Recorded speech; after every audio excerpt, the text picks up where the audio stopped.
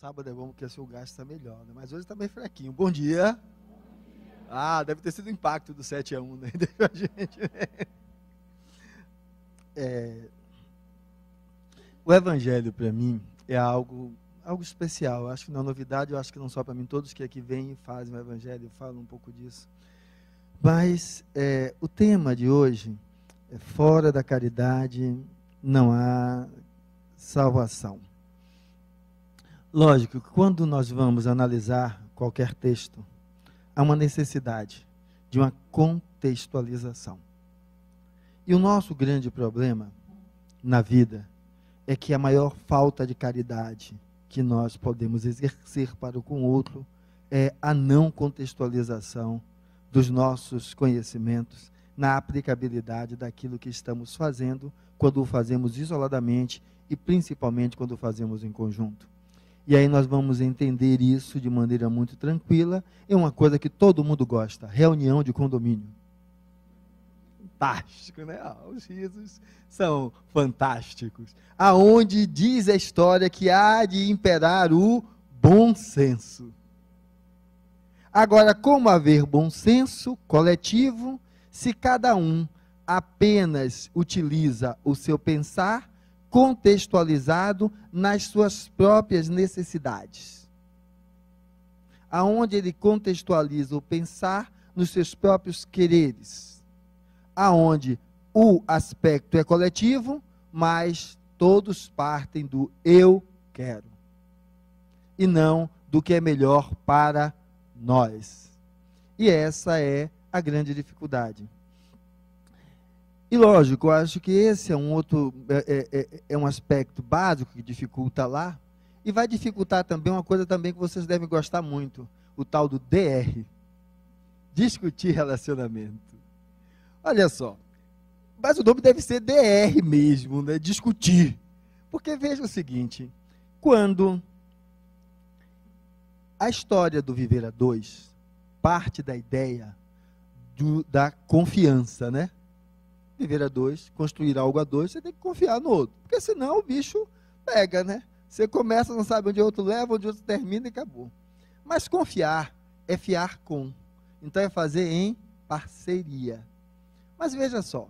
Então, quando você chama alguém para fazer uma parceria, você vai entender que para ser parceria tem que ser bom para quê? Para os dois lados. Então, se você quer conquistar o seu parceiro, a primeira coisa que você faz é o quê? É simples de entender. Quando se está solteiro e a caça do casamento, o que é que se faz? Certo? Meu amigo ali está aqui dando risada. Mas eu não estou falando das mulheres, não, certo? Eu estou usando o casamento como foco, mas quando você quer o outro ali, certo? O que é que você faz? Você vai seduzir. Então, o confiar, que é o fiar com, precisa partir do pressuposto da sedução. Mas então, nesse momento que é para trazer a criatura, você seduz. Depois que a criatura já está carimbada, aí não precisa seduzir mais não. Aí, acabou a sedução. Assinou, minha filha, acabou. A assinatura, podemos entender o papel ou os filhos constituídos como elementos que carimbam lá a história. E aí pronto. Porque aí veja só, vamos fazer um DR. Como é que é o DR? Fulana, você não presta nisso. Na hora que ele queria conquistar, começou assim? Não. Então, se é para construir junto, vamos seduzir o outro. A primeira coisa que seduz o outro é que aí, vocês mulheres são interessantes, né? Quando a gente chega, né, em casa, e aí vamos decidir alguma coisa, que a gente pergunta assim: sim, bem, e aí, o que é que você acha? O que é que você acha? O que é que você está querendo? Aí já dizem logo: ó, tem alguma coisa por aí. Tem alguma coisa. E se você chega com flores, bombom, alguma coisa assim fora do coisa, e pronto. Há alguma coisa por aí. Mas há alguma coisa por aí. Há algum problema em seduzir o outro? Não há nenhum problema em seduzir o outro. Para você chegar a um meio termo, há que haver a sedução do outro, e não a imposição das suas coisas ao outro. E veja, O tal do DR é assim: eu penso de você isso, eu não vou primeiro querendo ouvir o que você pensa de mim. Porque quando você chama o outro para dizer assim, vem cá, e aí, o que é que você está achando? Como é que você está me vendo, certo? E aí, você já atrai ele para a conversa. Você já atrai ele para buscar contextualizá-lo, que aquela conversa, ela tem por objetivo trazer um ponto em comum para os dois, onde você está abrindo a retaguarda para ouvir o outro. Mas aí alguns vêm e fazem assim, bem, e aí, como é que estão as coisas? Aí quando o bem diz assim, olha, desse jeito não dá. Você só vive socado naquele centro de segunda a sábado, todo dia de noite você vai para lá. E aí o bem que perguntou, diz assim, mas peraí, não é assim. Eu estou com os espíritos, não estou com outra mulher. Ou seja, a abertura para que o outro comece a falar não é abertura. É uma abertura que só se faz no discurso da proposta. Em vez de ser assim, ouvir o que o outro está dizendo. E aí, a outro aspecto, às vezes você termina de escutar tudo, e quando você termina de escutar tudo, aí você começa a justificar. Certo? Mas eu vou na segunda por isso, na terça por isso, na quarta por isso, na quinta por aquilo, na sexta por aquilo, no sábado por aquilo outro. Parece que o outro é burro. O outro não está convivendo com você. Não está vivendo de segunda a sábado ali. Então você já começa querendo contrapor o que o outro está pensando. Isso não é fiar com. Agora, em que isso está lhe incomodando? É a minha ausência, quanto que é o horário que chega, a forma como saio. Porque às vezes a questão está que você se pica direto do trabalho e se enfia aqui. Quando você vê de fazer isso, você dá uma paradinha em casa, conversa com os meninos, dá um beijinho na nega, diz, olha, tem palestra hoje, tem não sei o que hoje, assim que terminar eu volto para cá, certo? Muda. Às vezes a questão não era que você estava de segunda a sexta, é que ela estava se sentindo preterida frente ao trabalho. A outra coisa é que você chegava com 1000 coisas dos espíritos iluminados na cabeça e papufo na cama, certo? Espera aí, se o que você está fazendo é bem para você, a relação é de confiança, se é fiar com, aquilo se é bom para você, tem que estar sendo bom, trazendo algo de bom para o outro. Então é o quê? Convidando o outro para a conversa e ouvir como foi o seu dia, quais foram as suas questões, que quando ela coloque as questões, ou ele, né, que pode ser um ou outro, você já não vá com 4 pedras, você faça aquilo que é o que a caridade pede. Empreste os ouvidos para escutar, o coração para compreender e a mente para articular como construir algo que possa ser dos dois. Então você possa colocar razão, sentimento e uma ação que, sem ela, eu acho impossível a caridade, que é ouvir o que o outro necessita. Porque, vejamos, é a tal da distribuição de pão, de sopa, certo? Eu achei uma reportagem fantástica, acho que foi na Inglaterra, né? O mendigo estava lá deitado e já tinha a placa, não me acorde, não quero sopa. Porque o primeiro grupo passou, já deu a sopa. Aí o segundo vai para acordar a criatura. Aí qual o problema da caridade lá? Faltava mendigo para tomar sopa, pô. Porque a caridade que se conseguia fazer é essa caridade, certo? Então, a proposta de salvação, sua bateriazinha está fraca, certo? Cadê o bicho? Rapaz, será? Deu tilt. Se deu tilt, é que será sem ele? Será? Não. Já que tem as figurinhas, vamos botar as figurinhas para passar. Vamos lá.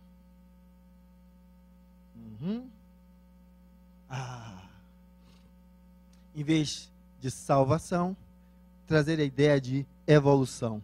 Salvar é como se estivéssemos perdidos. E perdidos seremos sempre.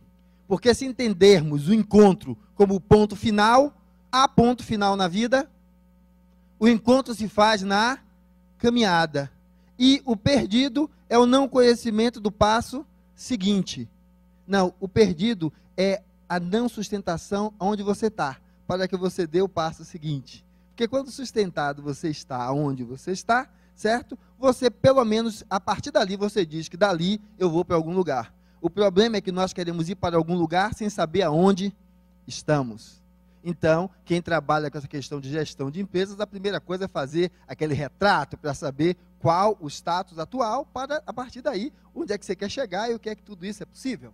E aí vamos ver o seguinte, esse olharzinho que aí a luminosidade não deixou trazer, era o olhar de uma criança. Porque eu acho que o olhar de uma criança, a gente repete esse olhar, como nessa sequência de imagens vai vindo aí, sugerindo aquela ideia do Big Bang, que foi a criação de tudo, e aí trazendo essa ideia de vários corpos celestes, onde nós somos uma poeirinha no meio disso aí.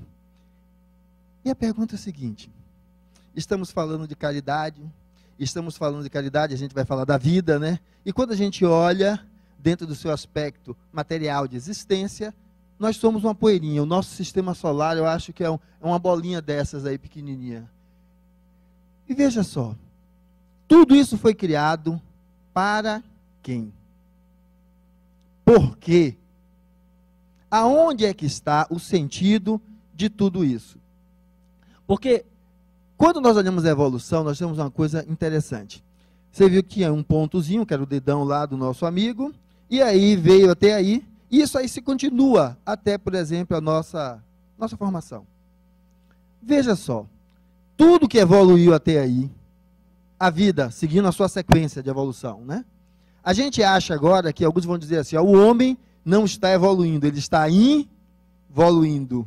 Ele está pior a cada dia. A seleção ficou, né? Porque com 7-1, de fato, ficou pior. Mas nós, enquanto seres, veja, nós somos na contramão da evolução, da vida que continua? Não.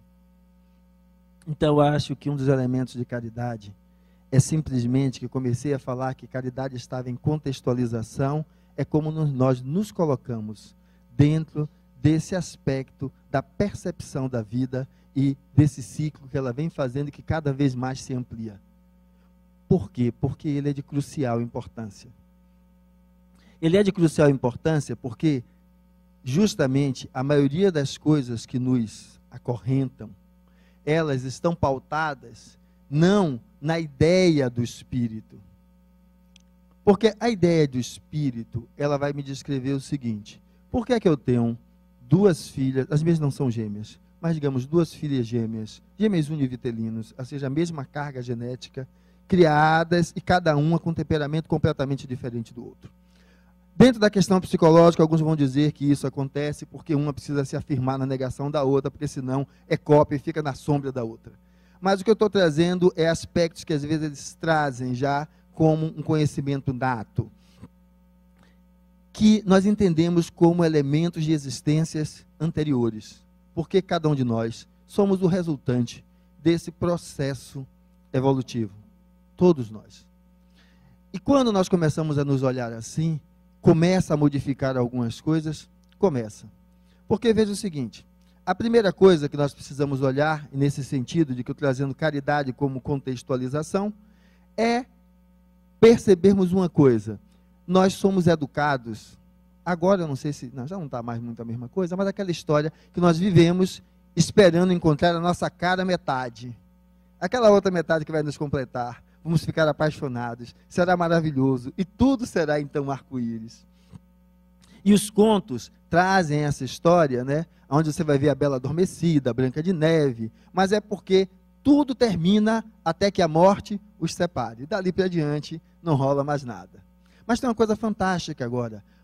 A ideia de amor, ela era concebida como essa construção entre pares que estão a conviver juntos. E lógico, primeiro eram entre pares de sexo oposto, né? Hoje a convivência dois de sexo oposto, do mesmo sexo, é tudo possível. Mas não era disso que eu queria trazer, mas a ideia do seguinte: os desenhos infantis. Na Bela Adormecida, ela, para acordar do transe, ela precisava de um beijo de amor verdadeiro. E o amor verdadeiro era o amor do príncipe montado em cima do cavalo branco. E agora tem um filme Malévola que conta a mesma história. Só que veja, o beijo do amor verdadeiro é o beijo da madrasta. Ou seja, o amor verdadeiro não está em um rótulo. O amor verdadeiro está em si, na sua essência, naquilo que vai se construindo. É ela a madrasta, agora numa visão outra. E por que é que eu estou trazendo isso? E estou trazendo a questão de contextualização. Porque nós falamos que amor de mãe é amor incondicional. E o amor de madrasta era o amor infernal. Mas a ideia que eu estou querendo trazer é o seguinte: na ideia de parir, cada vez mais as mulheres precisam trabalhar, né? Se virar, tem dependência, e elas começam agora a parir mais tardiamente. E uma das questões é a dificuldade de engravidar, a baixa taxa de fertilidade. Então, nisso, a vida não foi tão caridosa com as mulheres. E aí, o que é que acontece? A partir dos 35, a taxa de fertilidade cai em torno de uns 16%. E aí, é difícil engravidar. E, às vezes, impossível. E uma possibilidade é a adoção. E quando vai se falar em adoção, que para mim é a contextualização do amor ao outro, quando o outro não sai de dentro de mim, mas quando o outro está em mim. Como Cristo dizia, que quando ajudávamos os pequeninos, era Ele que estávamos ajudando. Quando deixávamos de fazer por aqueles que necessitavam, era Ele que nós estávamos renegando. E aí vamos ver a adoção. E aí vai ter aquela questão fantástica, de que filho adotado é filho problema. E eu acho que tem uma coisa muito sincera. Para mim, o filho não adotado é que é o filho problema. Porque se nós olhamos a vida sob o prisma do espírito, quem são nossos filhos? Nossos marionetes? Nossos brinquedinhos de dar corda e programar para ver o que eles vão fazer? Aqueles bichinhos que agora tem virtual, mas que você vai dando comida, vai alimentando, ele faz tudo programadinho, certo? Quem são nossos filhos? Se nós entendermos que nós somos espíritos, nossos filhos serão o quê? Espíritos. Se são espíritos, eles são massas de modelar para a gente? Não, mas Fernando, a gente tem o quê? A responsabilidade de ajudar aquele espírito na sua caminhada, no seu despertar. Pois bem, eu acho que uma das coisas que nos falta é a capacidade de adotar os nossos filhos como nossos. Então, esses filhos abandonados, porque não são adotados, geram a sociedade que temos. Aonde aquela brincadeira que eu acho interessante, que era a mulher que casa lá com o criaturo, e o pai dele tinha parkinsonismo. E ele tremia, e vai medicando, e vai piorando lá os tremores, né? E aí na hora dele comer, a louça lá da casa, né? Eram os copos de cristais, aquelas louças mais finas, e o velho tremendo virava e mexia, derrubava o copo, derrubava a taça, derrubava o prato, e aí quebrava, era aquela sujeira, e lógico, ela irritada com tudo aquilo, foi fazendo restrições, até que o melhor era não comer na sala, porque caía a comida, melava o tapete, e aí bota o velho para comer aonde? Na cozinha.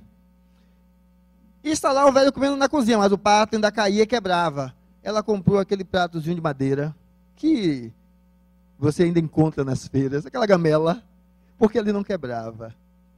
E aí o velho começa a ficar ali, e o filhinho crescendo e vendo. Um dos dias o pai chega em casa, está ele com um pedaço de madeira daquela molezinha que você cavuca, porque a escola dava para fazer peças de artesanato. E aí está lá ele cavucando, quando o pai olha e diz: "Oh, que coisa linda, meu filho! Você vai fazer o quê? Um avião? Um carro? Um foguete?" Aí ele diz: "Não, papai, eu estou fazendo o seu prato, para quando você ficar velho, você comer nele." E aí, a partir daí, ele, em vez de ficar imputando à mulher o tratamento que o pai recebia, ele adota o pai. E aí volta a comer na sala, com tudo aquilo que precisava, e ele começa a entender que se educa é pelaquilo que nós vivenciamos e exemplificamos, e não pelaquilo que a gente discursa. E que tomar o outro como desculpa para a nossa inércia não modifica nada. Então, é essa necessidade que aí ele começa a olhar que ele precisava fazer de uma outra forma. E aos nossos filhos, sim, porque eu acho que uma das caridades maiores que nós poderíamos fazer ao sair daquela porta é ver qual é a nossa postura enquanto tutores desse espírito imortal, que são aqueles que vocês trouxeram ao mundo na vida física, certo? Ou assume a responsabilidade sobre ele, porque de fato os pais biológicos são outros, e se você os adota enquanto filhos. Para que então possamos entender que, se eu faço uma plantação de milhos, e aí, a cada nova colheita, os milhos melhores eu como, e os piores eu planto, como será essa plantação daqui a alguns anos? Mais produtiva ou menos produtiva? É o que nós estamos fazendo quando nós não temos a consciência de dedicar aos nossos filhos esse quanto de energia, para que então eles, que são a sociedade que vai o passo à frente, ela possa ser cada dia melhor. Porque se lembra quando eu comentei que a questão era o que eu sou agora? Então, ou assumimos que somos espíritos imortais, e o mundo que herdaremos é fruto do que hoje estamos plantando, ou a gente não vai para lugar nenhum.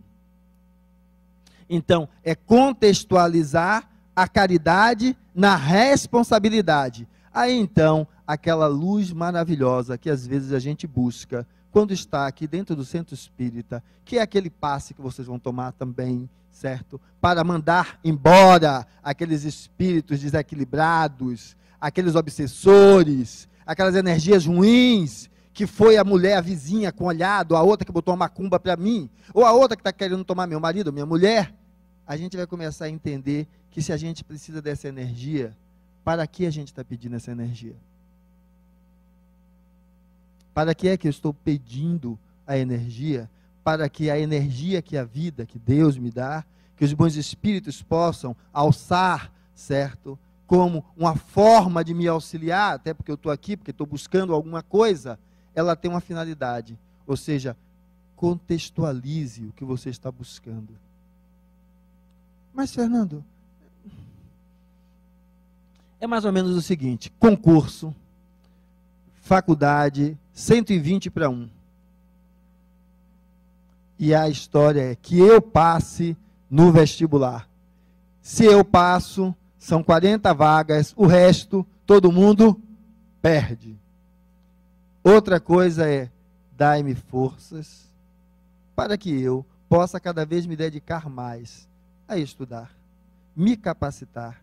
Dai-me forças para que eu possa perceber que a disputa por um lugar, vista dessa forma, me desgasta e também tira a minha concentração, para que eu consiga entender que o que eu vou construir de futuro não se define em um ano, se não der nesse, no próximo, mas para que eu possa ter paz de espírito, para na hora de fazer a prova, estar inteiro comigo mesmo, e dar o melhor de mim, e que todos nós, dando o melhor de si, que vença o melhor. Se eu estou fazendo isso, eu estou sendo responsável, e essa energia que eu estou pedindo, ela se integra a mim. Então, a caridade de contextualizar até o que você vem buscar aqui. Porque senão, nós transformamos essa nossa busca ao sagrado naquela escalada da escadaria, não, porque a escadaria é pequena, da ladeira até a igreja do Senhor do Bonfim. É fácil subir de joelhos aquela ladeira. Talvez seja mais difícil fazer o que eu perguntei e pedir. Vamos adotar nossos filhos? Porque a ladeira machuca o joelho. Depois faz curativo, ele passa. E aquele espírito que veio com você estará sempre, durante essa existência. Então, para que você pede essa energia? Para que essa energia que está lhe sendo carreada com todo amor e com todo carinho, ela não sirva apenas para os seus propósitos, que os seus olhos são capazes de alcançar, mas sirva como elemento educacional para os espíritos que lhe rodeiam, Porque se eles veem que seu coração vibra desse jeito, essa energia os contamina. E aí então, a desobsessão não é sai pra lá capeta, é perceba-se espírito como eu sou, peça ao Pai como eu peço, e eu que oro por mim, também oro por ti, porque sei que erro, e errar é humano, persistir no erro, burrice.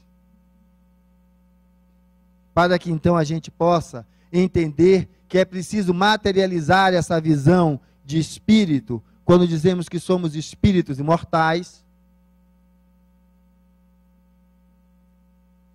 e que então a caridade, ela se materialize.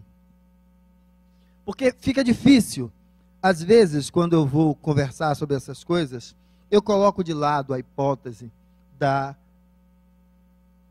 existência do espírito como ser imortal, da reencarnação. Porque alguns dizem que o materialista, então, destruiria toda a vida, destruiria tudo. Não é ser materialista ou espiritualista. Se a criatura é materialista, mas ele entende que isso, dentro do âmbito material, a sociedade em que eu vivo é fruto daquilo que eu planto, ele vai entender que, se a conduta dele gera mais disenção, no contexto social, ele vai encontrar mais violência, mais agressão. Então, se ele quer uma vida melhor, não adianta morar num condomínio fechado, comprar um carro blindado, andar com 2 seguranças, porque a única coisa que ele consegue é se colocar enjaulado dentro de um mundo livre. Então ele começa a perceber que ele tem uma parcela de contribuição dentro daquilo. E para materializar isso, eu trago um exemplo muito interessante, porque quando a gente fala nesse aspecto, de que parece que eu teria que pensar que minha vida continua, eu vou sempre fazer uma coisa. Eu acho que a desobsessão, determinados tratamentos, eles vão estar agrupando comportamentos patológicos. Né? O cara que pega uma faca e vai cortando a mãozinha dele toda. É um comportamento patológico. Certo? Agora, o cara que enche a birita, e aí termina saindo com o carro para dirigir. Agora as multas estão fazendo com que isso diminua. Mas a gente vai chamar ele de maluco? Não, né? Então, alguns casos vão ser patológicos, então não tem muito jeito. Caso patológico é internamento e tratamento. Mas outros casos é esclarecimento e despertar. Então, o que é que a gente precisa perceber? Nós não nos sentimos felizes quando vemos os nossos filhos bem? Quando a gente vê os nossos netinhos bem? Então, ou seja, se eu começo a fazer uma construção na minha família, aonde nós não brigamos, nós conversamos. Nós temos diferenças, mas nós buscamos resolvê-las com o diálogo. Nem que às vezes não dê para conversar agora, eu converso amanhã, mas em vez de brigar agora, é melhor que eu converse amanhã. Aonde eu começo a tratar a minha empregada doméstica com respeito, aonde eu começo a tratar o meu porteiro com respeito, aonde eu começo a tratar a minha sogra é meio difícil, mas com respeito. Certo? E diz, afinal, que para a sogra o melhor remédio para você viver bem é a distância. A minha fica a 1.600 quilômetros, certo? Mas brincando com minha mulher quando eu falo isso, mas é só para quebrar um pouquinho o gelo, é essa relação de respeito. Se nós construímos isso, é interessante. Eu estava fazendo uma piada com a sogra, mas eu acho uma coisa dessa relação de respeito interessante. Que veja só, as piadas, o que é que a maioria delas, né? Vão jogar pedra em quem? Na loira burra, na bicha, na trixa, certo? Vai simplesmente jogar pedra e fazer discriminações. Negro burro, certo? Português ladrão, esse tipo de coisa que a gente vai construindo. E lógico, é engraçado, mas uma das coisas na contextualização é engraçado porque não é com você. É engraçado porque é com o outro. Agora, quando a piada de bicha é feita, e a bicha que tem é seu filho, mas aí ele não é bicha, ele é homossexual. Certo? Então, é a gente entender que caridade está na contextualização, porque talvez deixar de fazer piadas que não têm sentido dentro do aspecto de respeitar o outro, talvez seja um dos passos para também estar construindo uma sociedade mais verdadeira. Uma sociedade em que eu não precise estar aqui rindo do problema do outro, porque é só do outro, não é meu. Então, para materializar esse aspecto, já que a gente vai se sentir feliz com aquilo que continua, alguns vão dizer que seus filhos e seus netos é a continuidade de sua própria vida. Então, ele vai vendo os filhos bem e ele também está bem com aquilo. Então, a ideia de você ir mudando a sociedade é porque você vai também dando um espaço de convivência melhor para os seus. Mas, trazendo isso para aqui agora, é uma historiazinha que eu brinco e alguém me contou da vez passada. Ele estava na linha verde, e aí o carro quebrou, de noite, desce, vem um carro e vai parando. E ele, vou ser assaltado, meu Deus, vou ser assaltado. E daqui a pouco desce do carro 2 negão.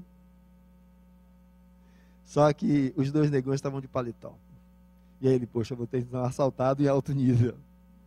E aí os caras de paletó vão lá, ajudam ele a trocar o pneu, arruma tudo. E aí o cara fala para ele, olha, meu filho, ano passado, não morreu, porque num acidente nesta via, alguém parou e o ajudou. A partir daí, toda vez que eu encontro alguém, eu paro e ajudo.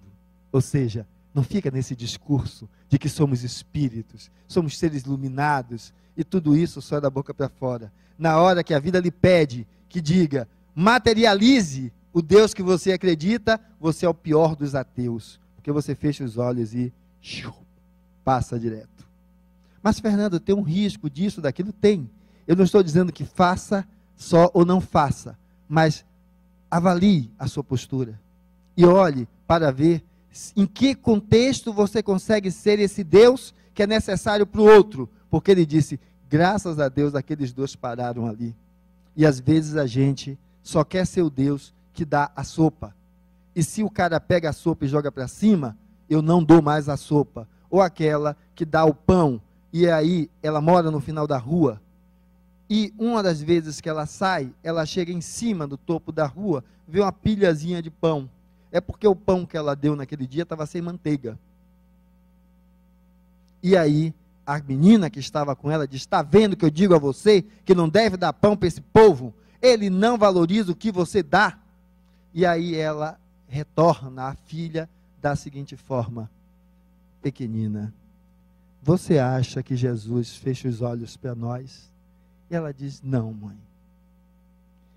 E ela diz, e por que nós estamos ainda onde estamos? Ela diz, mãe, não sei. Ela diz, é por isso. Ele nos dá o pão e a gente joga em cima da ladeira, porque acha que está sem manteiga. Porque se nós abraçássemos o que ele falou, nós seríamos apenas amor e resplendor. Porque o básico para viver bem é fazer o que ele descreveu. Amai-vos uns aos outros. E às vezes nós jogamos esse pão lá em cima do final da ladeira, porque não conseguimos reconhecer que nele há muito mais do que manteiga. Então, é necessário materializar, para que essa história de ser espírito não fique como uma outra coisa que me disseram também no hospital, que eu achei engraçada. Espírito é fantástica. Espírita é fantástico. Morra que ele vai lhe atender na desobsessão. Vai mandar orações para você. Mas dentro dos hospitais, dos presídios, poucos vão. Você vai encontrar muitos protestantes, alguns católicos, também católicos, fazendo esses trabalhos, mas é o trabalho de se buscar dentro da sociedade, ver qual é também o seu papel. Porque fica na mania de que tudo são os espíritos. Tudo são os espíritos. Mas a gente só educa se educando. E uma das coisas de se educar é criar empatia para com o outro. E às vezes a gente se nega a criar empatia, sabe por quê? Sabe por quem? O velhinho. Enquanto ele era útil para a gente amava. Na hora que ele dá, deixa ele sentado no sofá, ninguém é capaz de fazer o carinho, de estar ali junto, porque o outro só é útil para você, só é importante quando ele é útil para você. Você não consegue enxergar o valor do ser, o que está por trás dessa carne, que é aquela essência que eu tentei mostrar ali. Então, para mim, isso é caridade. Contextualize o que é ser espírito. Contextualize o que é esse aspecto que nós estamos buscando construir para falar de caridade. Porque para falar de caridade é preciso criar uma habilidade. A habilidade do discernimento. Discernir é nós sairmos da ignorância de achar que só há uma verdade. Então, fora da igreja não há salvação. Que aí o Chico dizia de maneira esplendorosa, se Kardec tivesse dito, fora do espiritismo não há salvação, eu não seria espírita. Ele disse, fora da caridade não há salvação. E essas imagens que aí estão mostradas, mostrando uma sugestão de que tudo aquilo que está aos nossos olhos vai ter pelo menos duas formas diferentes de olhar. Então, hoje, veja aquela pessoa que você não se dá bem, que você não se relaciona bem, que às vezes é o cão na sua vida, e busque olhar ela com outros olhos. Com certeza, há uma outra forma de você olhar para ela, aonde não é para libertar ela, não, porque é um equívoco achar que está libertando ela, é para libertar você. Porque no momento que você passa a olhar para o outro com carinho e respeito, você está libertando você, porque cada um só liberta a si mesmo. Ninguém liberta o outro. Agora, quando você faz isso, você liberta a si. E aí, então, nós vamos entender que ampliação de consciência é se permitir esse olhar. As religiões não fazem e negam, então, de maneira... Faltou palavras. Porque vou tratar das cristãs, para não falar das não cristãs, aonde seguem o mesmo mestre, e aí o espiritismo está dentro dela, amai-vos uns aos outros, mas se degradeiam. Ah, mas são as outras. Não, os centros espíritas também. Cada um diz que uma verdade é a verdade maior, e aí um briga com o outro. As religiões brigam umas com as outras. Pode tomar sangue, não pode, pode comer sábado, não pode rezar, não pode rezar, pode acender vela, não pode acender vela. A gente se prende a tudo, só não ao amor. Então, ampliar consciência é ser capaz de perceber a tarefa que você precisa fazer para consigo mesmo. A tarefa que a vida lhe convida a não fazer o que essa imagem lhe sugere. Nós normalmente só vemos as sombras. E elas que chamam muito a atenção. Eu brinco disso, sabe com o quê? DIU. Dispositivo intrauterino. Eu digo, criatura, bote o DIU, que tu pelo menos já não emprenha mais. Ah, mas o DIU faz mal. O DIU tem isso, o DIU tem aquilo. Mas sabe por quê? De cada 1000 DIUs colocados, 10 que deu problema, é o que faz a zoada. Os outros 990, ninguém fala. Então nós temos o hábito de valorizar esse aspecto. E aquela mídia do se liga bocão, do ratinho, do Varela que bate a mão em cima da mesa, faz com que a gente olhe para aquele mundo que ele se coloca e a gente entenda que o mundo é aquilo. E que o mundo o homem está evoluindo, porque a gente valoriza a sombra, sem conseguir perceber que na realidade o que é de belo são essas zebrinhas que estão aí. E a sombra é a projeção da luz sobre elas. Que é o que fazem conosco, ou seja, colocaram sobre a ótica da construção da Copa e da construção dos estádios, e todo mundo começa a jogar pedra nisso. E isso nos iludiu, para que não olhássemos uma coisa básica: não temos em quem votar. Porque se quem está no poder não presta, os outros estão na mesma condição. Porque cala-se, não faz nada, não existe mais oposição. Talvez a única coisa que nos reste é votar nulo, para ver se com mais de 50% anula e quem está aí nunca mais não, durante um período, não possa se reeleger de novo. Porque é tudo igual. Todos se calam. Ah, mas é fulano que está no poder, por que você se cala? Você não se coloca brigando contra. Aonde um governo fere uma das coisas que esse governo, anteriormente, enquanto representante dos trabalhadores, fazia. Quando ele passa por cima do Conselho Regional de Medicina, e se passou por cima do Conselho Regional de Medicina, passa por cima de qualquer um outro. Simplesmente, ninguém se levantou contra. Ninguém falou nada. Por quê? Tudo farinha do mesmo saco. Mas isso tem a ver com caridade? Tem. Porque enquanto nós ficarmos achando que ser caridoso com o outro é dar sopa, dar pão, fazer o atendimentozinho dentro do ambulatório, assumindo uma responsabilidade que é do Estado, nós vamos manter esse Estado como está. Gastando dinheiro com fanfarra, e a gente agora chorando por causa de um 7-1, porque se tivesse ganho, ganhasse a Copa, ia estar sorrindo. Sendo hipócrita, dizendo que é o contrário. Não.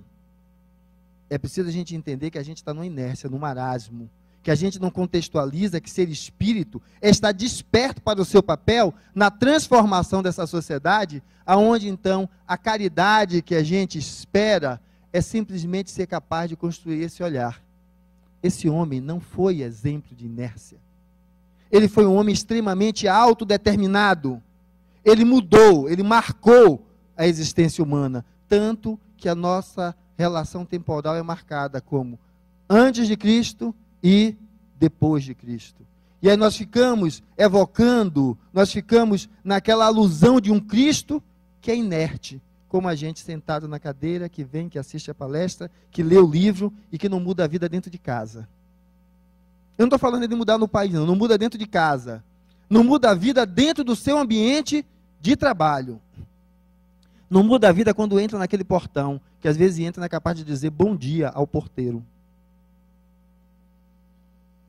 Que a gente entra no elevador e se tem aquela pessoa ali, a gente também não dá bom dia. A gente começa a lidar com as pessoas como objeto. E aí tem uma coisa fantástica agora, porque agora é assim, deu defeito, manda consertar, não, joga fora e compra outro. Esse é um iPhone, você leva, paga uma taxa e ele dá um novo. Só que a gente está transportando isso para as relações. Em vez de ter o olhar desse homem, que foi um desbravador, um homem que não se aquietou, pelo contrário, a gente começa a se aquietar. E aí começando a transformar nossas relações assim, em troca. Não presta com ela, eu troco pela outra. Não serve pela outra, troco pela outra. Mas já foi com 3, não deu certo, vou trocar por ele agora, porque talvez o negócio seja melhor. Então, nós passamos a ideia de que a nossa maior caridade é olhar como se nós fôssemos perfeitos. O problema só tivesse no outro. E aí aquele DR que eu falei no início não acontece. Porque quando ele é verdadeiro, a gente pode até entender que vivemos 30 anos e hoje não dá mais para viver. Em conjunto, morando e dormindo na mesma cama. Mas podemos continuar sendo amigos. Você construirá a sua vida, no que eu puder ajudar, eu estarei com você. E eu também vou continuar a minha. E então, vocês terminam e os filhos não viram papel rasgado em cima da mesa, mas companheiro, e aprendem que quando as pessoas se respeitam, não se dilaceram uma a outra, mas sim ajudam a se construir uma a outra. Então, a caridade, ela precisa ser percebida e incorporada dentro desse conceito da caridade, dentro da construção das relações humanas, que é a necessidade de uma autocontextualização, para que a gente perceba, então, que essa imagem do Cristo, ou dos Espíritos, certo? Como muletas para lhe colocar nos braços, é necessário, porque Madre Teresa de Calcutá já tinha dito, essa coisa de assistencialismo, de ficar dando pão, comida para todo mundo, não adianta nada, tem que ensinar a pescar. E ela dizia, mas meu filho, como é que eu vou ensinar a pescar se ele não tem força nem para segurar a vara? Vamos primeiro alimentar para que ele tenha força para segurar a vara, e aí então você agora ensine a pescar, e ele vai lá e aprenda a pescar, e aí a coisa vai adiante. Então é que a gente precisa perceber que é necessário isso. Então às vezes eu entrei no Espiritismo, não diferente de muitas pessoas, pela dor. Foi no Joana de Ângeles, quando eu entrei ali pela primeira vez, que eu tinha uma ojeriza à questão religiosa. E aí, uma das perguntas que me fizeram, quando eu entrei, um desencarnado, foi essa. Você está adentrando para quê? E eu comecei a pensar mil coisas, né? Porque nessa hora a gente às vezes se infla, e várias coisas que eu pensei, não falei, e aí ele olhou de novo e disse, e você? Aí então eu me calei, porque eu entendi que religião não é um religare, aonde eu me ligo ao sagrado, ao divino, porque essa ligação nunca se desfez. Se inventou isso para vender algo que já é nosso. Agora o religare é eu me conectar comigo mesmo, com a essência maior de Deus que há em mim, que sou eu. e que ainda não tomei a plenitude desta consciência. E aí então eu aceito ajuda, mas eu transformo a minha mão em uma mão que depois de receber ajuda é capaz de ajudar as outras mãos também. Aonde eu começo a entender que o saber só é útil se ele me ajuda a acolher o outro indistintamente. Se ele me ajuda a rechaçar o outro, ele, em vez de ser luz, ele me mantém nas sombras, como a imagem daquelas zebras. E a questão maior é que, se há algo de maravilhoso no religare, é que eu deixe de brigar comigo mesmo. E aí eu passe a fazer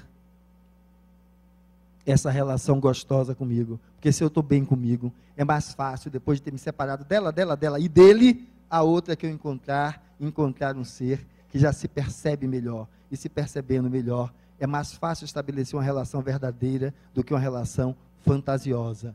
E aí então eu entenda que a proposta de A2, ela se faz quando eu também estou comigo mesmo. Quando eu estou apenas atirando a pedra no outro, não. Então, caridade. Fora da caridade não há salvação, não há evolução.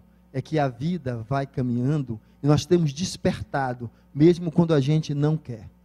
Se quem for passar daquela porta vai dizer o seguinte: tudo isso ficou, amanhã eu esqueci tudo. Não, porque como a vida não evolui, tudo que você passa vai lhe levar a despertar, evoluir e crescer, com mais dor ou menos dor. A proposta de fazê-lo cada vez mais consciente é que você transforma, em vez de ser sofrimento, que você pode chamar de sacrifício, vai ser sacrifício, que você pode chamar de sacro ofício, que é então o prazer de você ver que tudo aquilo que você doou a teu pequenino, a tua pequenina, transformou ele em uma pessoa melhor. Não no boneco que você queria, mas numa pessoa melhor. Mas Fernando, ele é drogado, está ainda preso nas drogas. Se você entendeu que o mundo não evolui, e você deu amor e busca dá-lo ainda, ele hoje, por pior que você o veja, está melhor do que foi ontem, porque para ele vir assim, isso não surgiu agora, isso já eram disrupções anteriores. Continue dando amor, para que o milharal que você esteja plantando, seja cada vez melhor, porque ele, na próxima, virá melhor. E aí então nós entendamos que a proposta do Cristo, de fora da caridade não há salvação, ela perpassa pela necessidade de contextualizarmos a nossa atuação, a nossa vida. E essa contextualização tem que integrar a ideia do espírito como ser imortal.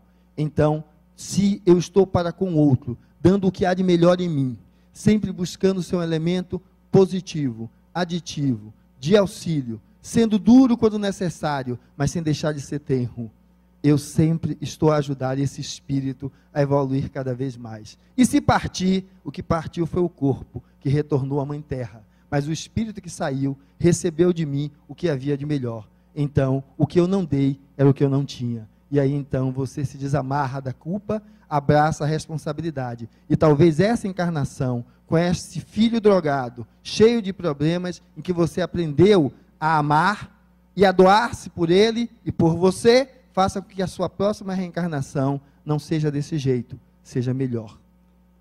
Mas Fernando, eu sei que eu vou voltar como mãe de drogado de novo, mas seja melhor, porque quando você voltar, você já não vai se queixar tanto, você vai voltar querendo ajudar, porque o espírito que se ilumina, ele sabe da sua responsabilidade em ajudar os que ficam. Então, que a paz do Cristo esteja conosco e que nós entendamos caridade como esse compromisso interior de se colocar como elemento transformador em tudo que nós estejamos participando, estejamos ali dentro, compartilhando.